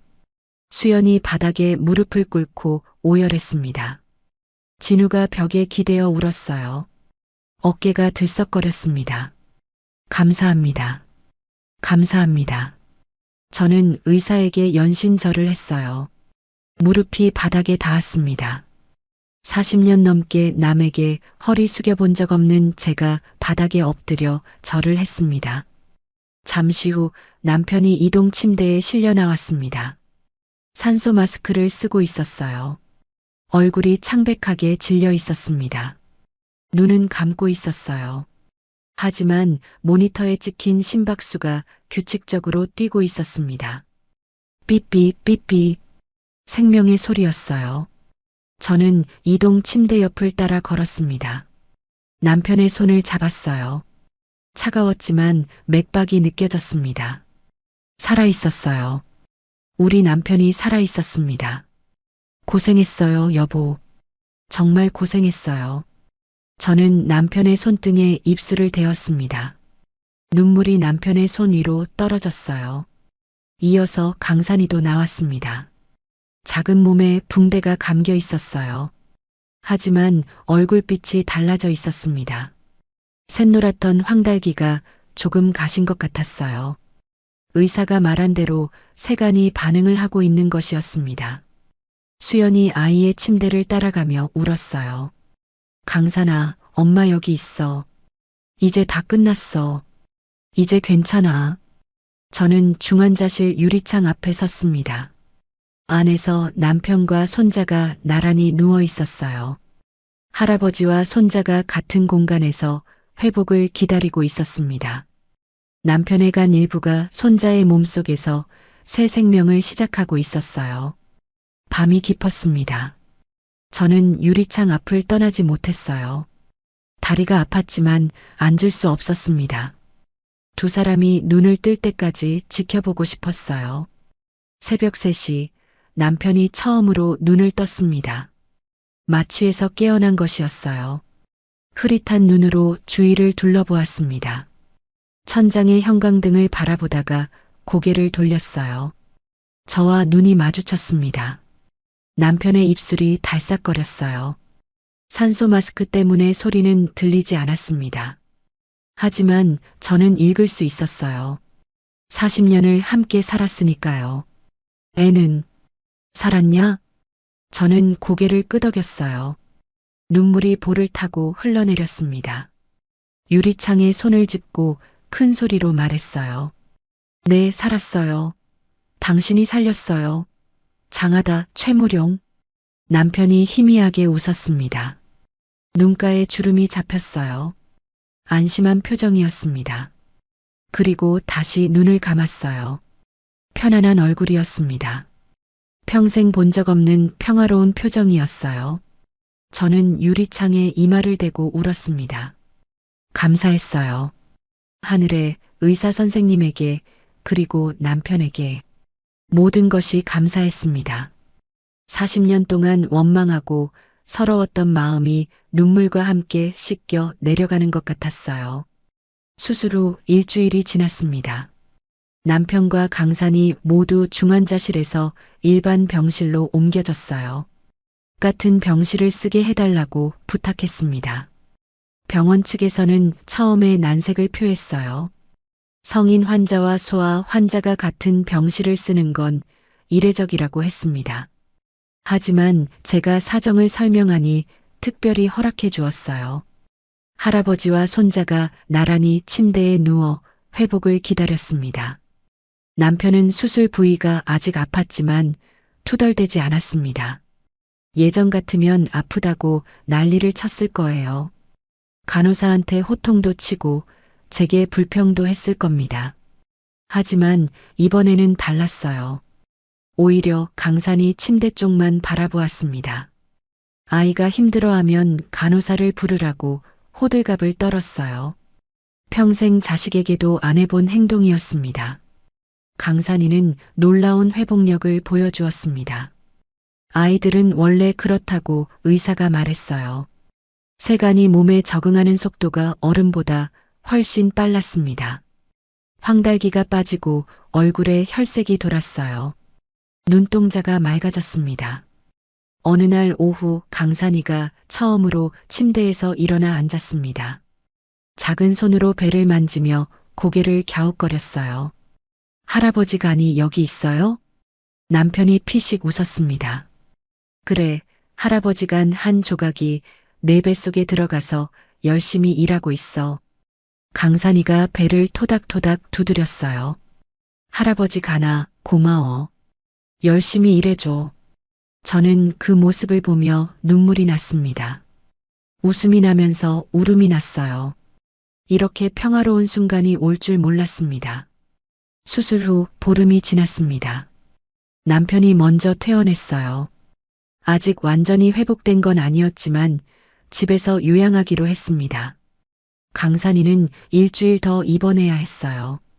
면역 억제제를 조절해야 했거든요. 남편이 퇴원하는 날 예상치 못한 일이 벌어졌습니다. 병원 로비에 기자들이 몰려 있었어요. 이번에는 세라가 보낸 기자들이 아니었습니다. 최무룡 회장님, 손자에게 간을 기증하셨다는 게 사실입니까? 숨겨진 손자를 위해 목숨을 건 수술을 하셨다면서요? 기자들의 질문이 쏟아졌습니다. 남편이 당황한 표정을 지었어요. 저도 어리둥절했습니다. 알고 보니 병원 관계자가 미담으로 언론에 제보한 것이었어요. 69살 고령의 할아버지가 간 만난 손자를 위해 간 이식 수술을 했다는 이야기가 퍼진 것이었습니다. 남편은 원래라면 기자들을 쫓아냈을 거예요. 하지만 이번에는 달랐습니다. 잠시 망설이더니 마이크 앞에 섰어요. 목소리가 낮았습니다. 내가 사업한다고 가정에 소홀했습니다. 아들한테도 며느리한테도 못할 짓을 많이 했어요. 손자들이 6년 동안 고생한 것도 다 내 탓입니다. 기자들이 조용해졌어요. 남편의 눈시울이 붉어졌습니다. 간 하나 떼어준 게 뭐 대단한 겁니까? 그동안 진 빚에 비하면 아무것도 아닙니다. 앞으로 남은 인생은 가족한테 잘하면서 살겠습니다. 남편이 허리를 숙여 인사하고 돌아섰어요. 기자들이 더 질문을 던졌지만 남편은 대답하지 않았습니다. 저는 남편의 손을 잡았어요. 손이 떨리고 있었습니다. 평생 남 앞에서 약한 모습을 보인 적 없는 사람이 얼마나 힘들었을까요? 집으로 돌아왔습니다. 낯선 풍경이 펼쳐져 있었어요. 거실에 아이들 장난감이 놓여 있었습니다. 작은 자동차, 블록, 인형들이 카펫 위에 흩어져 있었어요. 냉장고에는 아이들 간식이 들어 있었습니다. 우유, 치즈, 과일이 가득했어요. 현관 옆에는 작은 신발 2켤레가 가지런히 놓여 있었습니다. 수연이 미리 와서 준비해 놓은 것이었어요. 이 집에 아이들이 살게 된다는 게 실감이 났습니다. 남편이 거실 소파에 앉았어요. 주위를 둘러보았습니다. 예전 같으면 장난감이 어질러져 있다고 호통을 쳤을 거예요. 치우라고 고함을 지르고 집이 돼지우리 같다고 불평했을 겁니다. 하지만 남편은 장난감 로봇을 집어들었습니다. 강호가 선물한 그 낡은 로봇이었어요. 한참을 들여다보았습니다. 눈빛이 부드러워져 있었어요. 이 녀석 팔이 부러졌네. 남편이 혼잣말을 했어요. 그러더니 서재에서 본드를 가져와 로봇 팔을 붙이기 시작했습니다. 투박한 손으로 조심조심 작업했어요. 저는 그 모습을 보며 가슴이 뭉클했습니다. 일주일 후 강산이도 퇴원했습니다. 온 가족이 공항 마중 나가듯 병원 로비에 모였어요. 강호가 풍선을 들고 있었습니다. 진우와 수연이 들것을 밀고 나왔어요. 강산이가 손을 흔들었습니다. 할머니, 할아버지. 작은 목소리였지만 힘이 있었어요. 저는 달려가 아이를 안았습니다. 조심조심 수술 부위가 아프지 않게요. 아이의 체온이 따뜻했습니다. 살아있다는 게 느껴졌어요. 집으로 오는 차 안에서 강산이가 창밖을 보며 물었습니다. 우리 이제 할머니 집에서 살아요? 저는 고개를 끄덕였어요. 그래, 이제 같이 살자. 할머니가 맛있는 거 많이 해줄게. 강호가 끼어들었어요. 나 불고기 좋아해요. 할머니 불고기 해줄 수 있어요? 남편이 웃었습니다. 불고기는 할아버지가 해줄게. 할아버지가 원래 요리를 잘해. 저는 깜짝 놀랐어요. 남편이 40년 동안 부엌에 들어간 적이 없거든요. 남편이 제 표정을 보더니 멋쩍게 웃었습니다. 이제부터 배우면 되지. 집에 도착하니 수연이 상을 차려놓았습니다. 미역국이 김이 모락모락 났어요. 아이들이 좋아하는 반찬들이 가득했습니다. 저는 수연의 손을 잡았어요. 고생했다, 며느리야. 수연의 눈에 눈물이 그렁그렁 맺혔습니다. 6년 만에 처음 듣는 말이었을 거예요. 식사 시간이었습니다. 6인용 식탁에 온 가족이 둘러앉았어요. 남편, 저, 진우, 수연, 강호, 강산. 빈자리 없이 꽉 찼습니다. 의자를 다닥다닥 붙여야 했어요. 예전에는 남편과 저 둘만 마주보고 밥을 먹었습니다. 커다란 식탁에 두 사람만 앉아 있으니 허전했어요. 조용하고 쓸쓸한 식탁이었습니다. 숟가락 소리만 딸랑딸랑 울렸어요. 그런데 지금은 달랐습니다. 아이들이 제잘거렸어요. 오늘 뭐 했는지, 뭐가 맛있는지, 내일 뭐 하고 싶은지 쉬지 않고 떠들었습니다. 밥풀이 튀고 국물이 흘렀어요. 강호가 젓가락을 떨어뜨렸습니다. 강산이가 물을 쏟았어요. 시끄럽고 어수선했습니다. 하지만 따뜻했어요. 이게 가족이구나 싶었습니다. 40년 동안 그리워했던 풍경이었어요. 남편이 강산이에게 미역국을 떠주었어요. 조심스럽게 식혀서 입에 넣어 주었습니다. 천천히 먹어. 급하게 먹으면 체해. 강산이가 고개를 끄덕이며 오물오물 씹었어요. 그 모습을 보는 남편의 눈가에 주름이 잡혔습니다. 부드러운 미소였어요. 40년을 같이 살면서 본 적 없는 표정이었습니다. 식사 후 저는 베란다에 나갔습니다. 해가 지고 있었어요. 하늘이 주황빛으로 물들었습니다. 바람이 살랑살랑 불었어요. 빨래가 펄럭였습니다. 아이들 옷, 어른 옷이 섞여 널려 있었어요. 남편이 다가왔습니다. 제 옆에 섰어요. 아무 말 없이 노을을 바라보았습니다. 영자야. 남편이 먼저 입을 열었어요. 응, 미안했어. 40년 동안. 저는 고개를 돌려 남편을 바라보았습니다. 남편의 눈가가 젖어 있었어요. 당신한테 따뜻한 말 한마디 못 해주고 살았어. 당연하게 여기고 함부로 대했어. 진우한테도 그랬고 수연이한테는 더 못할 짓을 했고. 남편의 목소리가 떨렸습니다. 근데 저 어린 것들 보니까 알겠더라고. 가족이 뭔지, 사랑이 뭔지. 늦었지만 이제라도 제대로 살고 싶어. 저는 남편의 손을 잡았습니다. 주름진 손이었어요. 40년의 세월이 묻어있는 손이었습니다. 늦지 않았어요. 우리 아직 살 날이 많잖아요. 남편이 제 손을 꽉 쥐었어요. 따뜻했습니다. 거실에서 아이들 웃음소리가 들렸어요. 강호가 강산이를 쫓아다니며 장난을 치고 있었습니다. 진우가 아이들을 말리며 웃고 있었어요. 수연이 과일을 깎아 접시에 담고 있었습니다. 저는 그 풍경을 바라보았습니다. 눈물이 났어요. 행복해서 나는 눈물이었습니다. 결혼식 날 저는 기절했습니다. 아들과 똑같이 생긴 쌍둥이들을 보고 하늘이 무너지는 줄 알았어요. 세상이 끝난 줄 알았습니다. 하지만 그 순간이 우리 가족이 진짜 가족이 되는 시작이었어요. 끝이라고 생각한 것이 시작이었습니다. 간이 생명을 살리는 거라면 그 간은 남편에게서 손자에게로 흘러갔어요. 69살 할아버지의 간 한 조각이 5살 손자의 몸속에서 새 생명을 시작했습니다. 하지만 사랑은 반대로 흘러왔어요. 손자들이 할아버지의 마음을 녹였습니다. 그리고 그 따뜻함이 온 가족에게 퍼져나갔어요. 저는 68살에 처음으로 진짜 가족을 얻었습니다. 늦었지만 늦지 않았어요. 우리에게는 아직 함께할 시간이 남아 있으니까요.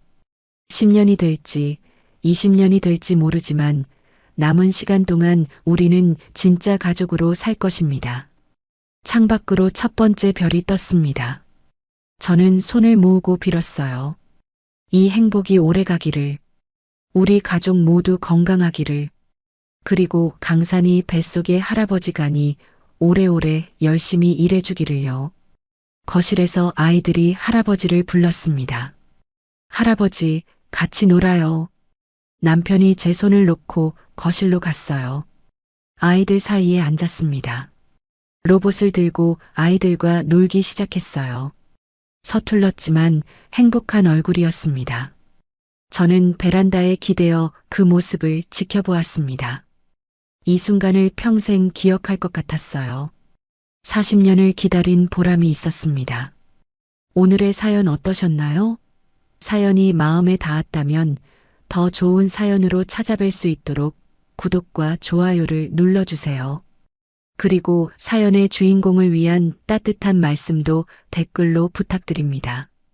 여러분의 오늘을 응원합니다. 인생 소풍이었습니다.